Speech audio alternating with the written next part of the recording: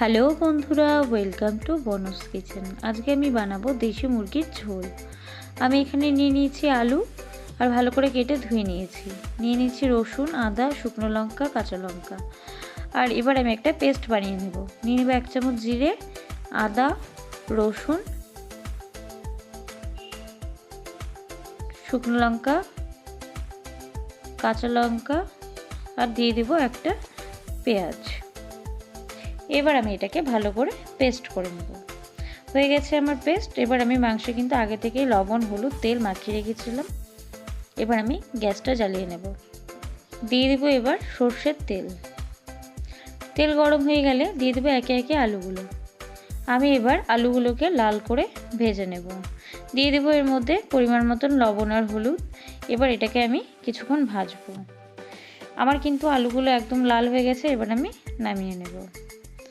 এবার ওই একই তেলে আমি দিয়ে দিব জিরে, শুকনো লঙ্কা, তেজপাতা। এবার আমি এর মধ্যে দিয়ে দেবো কেটে রাখা পেঁয়াজগুলো। পেঁয়াজগুলো দিয়ে কিন্তু একটু লাল করে ভাজতে হবে। আমি এখানে গ্যাসটাকে এখন হাই ফ্লেমে রেখেছি। লাল লাল হয়ে গেছে। এবার আমি দিয়ে দেবো এর মধ্যে মাংসগুলো দিয়ে আমি কিছুক্ষণ এর মধ্যে ভাজবো। মাংসটা একটু হালকা লাল লাল হয়ে গেলে এর মধ্যে আমি দিয়ে দেবো মশলা। এবার আমি কিছুক্ষণ কষাবো। অনেকটা কষে আসে।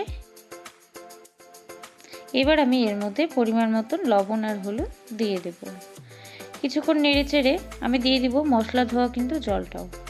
আমি কিন্তু এখানে মশলা ধোয়া জলটা দিয়ে কিছুক্ষণ হাই ফ্লেমে কষিয়ে নিচ্ছি। আমার কিন্তু অনেকটাই কষে আসে। এবার ভেজে রাখা আলুগুলো এর মধ্যে দিয়ে দেব। দিয়ে আমি কিছুক্ষণ কষাবো। এবার আমি চেরা কাঁচা লঙ্কাও দিয়ে দিয়েছি।